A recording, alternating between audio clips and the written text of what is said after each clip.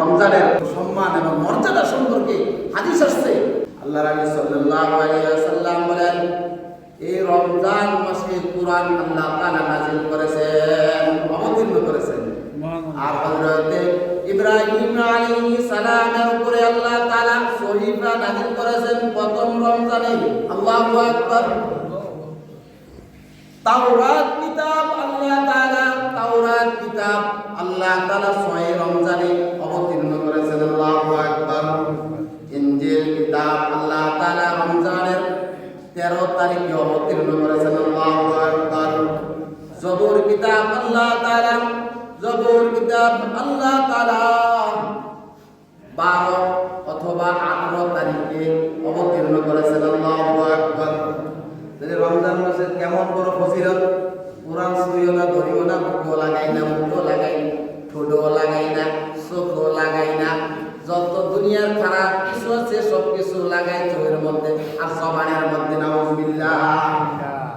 বলতেছেন যে হযরত জিবরাইল আলাইহিস সালাম নবী করিম সাল্লাল্লাহু আলাইহি ওয়াসাল্লামের সাথে পুরা কোরআন কারীম এরকম ভাবে দাওয়াত করতে একে অপরকে শোনাইতো। আল্লাহু আকবার। হযরত ওসমান রাদিয়াল্লাহু তাআলা প্রতি রাত্রিতে এক খতম কোরআন দিতেন। আল্লাহু আকবার। প্রতি রাত্রে একটি করে কোরআনের খতম দিতেন। আল্লাহু আকবার। হযরত ইমাম আবু হানিফা রাহমাতুল্লাহি আলাইহি প্রত্যেক রাতে এক খতম, প্রত্যেক দিনে এক খতম, তারাবিতে এক খতম। কয় খতম হইল? 61টা খতম। কয়টা খতম হইছে? 61টা খতম।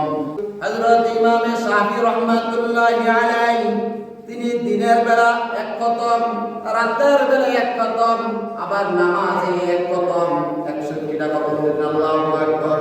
ইমাম বুখারী রাহমাতুল্লাহি আলাইহি দিনে এক খতম দিতেন।